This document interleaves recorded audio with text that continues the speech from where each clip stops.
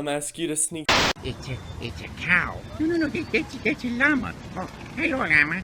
You cannot use the double gulp cup for the Pikuniku is a game published by Devolver Digital and developed by all of these guys. The premise of the game is that you play as a little red oval thing with legs. And then after you leave this little cave area, you're going to help with the problems of the people you encounter in this game until ultimately the game's beat. What makes this game so peak then, you may wonder? It's in the title for a reason, right? Well, of course there's a reason. Just listen to me for a couple of minutes and maybe you'll see why. Alternatively, you could get the game, play it, and come to your own conclusion before hearing my ramblings about it. And hey, if that's what you want to do, go ahead. I'll just wait here for you, don't worry. Okay, I'm getting impatient, let's begin. So as I said earlier, this little guy, Piku, starts in this cave area. Why? I guess he just lives here or something, I don't know. It's also a game's tutorial level for the movement and stuff like that. Like walking, rolling, jumping, kicking. And that's pretty much it for the movement. Yeah, an admittedly simple moveset for a character, but it functions well and works for this type of game. What type of game is this game exactly? Well, I'll tell you once I get past this ghost. Okay, that's pretty much all of it. Alright. I'm just joking. Talking to characters isn't all you do in this game. I'd say it's more like 40% of what you do. That might seem a little dreadful for people who don't like to read a lot in their games, but thankfully Pikuniku doesn't have a lame dialogue whatsoever.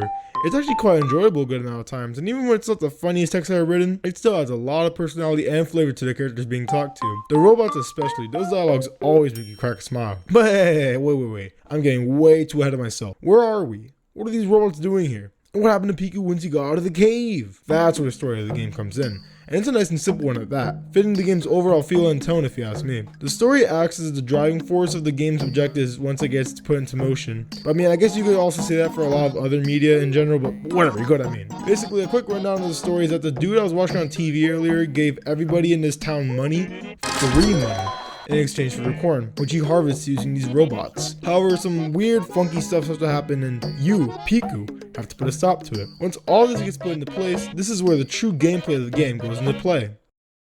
The gameplay in question is an adventure style game where you explore and do little quests for people, as I said earlier. There's also these little collectibles that you can find in the world, like hats, little trinkets, or just trophies that you can spin around in a 3D space. Even if you could find some of these things in the natural world though, you can also just collect these floating coins in the sky and buy stuff from the shops using them. There's even a bit of platforming and puzzling in this game at times. For the platforming, there are some designated areas for it that are actually secrets you can find in levels, which is quite neat. Because of that though, I don't want to spoil them too much, but what I will say is that they're pretty simple to find in the map. Just a few side quests or explorations should do it. They also have this little frog guy that can take you out of them, so that's pretty cool. For the puzzles, they're just scattered all over the place really, whether it be designated rooms or just like spots in the world. These puzzles though really are quite simple, so unless you're ultra butt cheeks at puzzles of any difficulty or variety, they shouldn't pose much of an issue. All that being said, you might be wondering how much of a percent does all this gameplay account for in the game? Well, I'd say it's like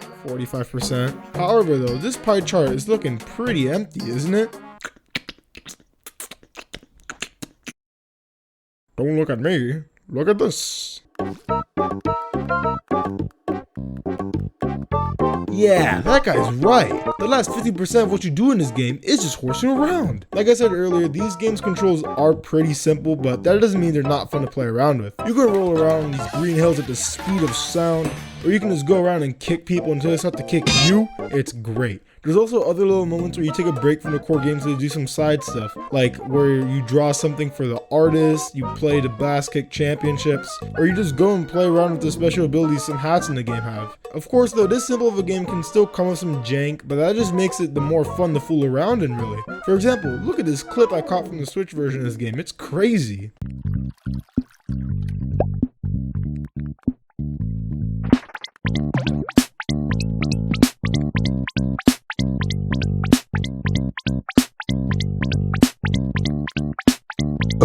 with all that gameplay stuff aside, there still is a bunch of other stuff to appreciate about this game. What I'm mostly talking about here is the more artsy stuff in this game, like the graphics and music and stuff like that. The art style for this game is pretty simple, like a lot of the other things I've described about this game, but it's really pleasing to look at, really. It's got basic geometry for the characters and environments. Its colors are vibrant yet not too saturated to the point it makes your eyes hurt. The animations are simple yet effective and pretty funny sometimes, and it really is just all put together well to help build the overall fun tone this game has. Same thing goes with that music too. I know I already technically shouted him out earlier in the video, but super shoutouts to Kalen Bowen for this music composition. It really does a lot of heavy lifting in keeping the tone of the game chipper, mysterious, solemn, whatever the game wants to express. It's also very catchy too, thanks to the simple nature of it, which is a very delightful bonus. Even before replaying the game for this video, the theme for El Bunko has always been a standout track to me ever since I first played through Pikuniku. It's simply a banger.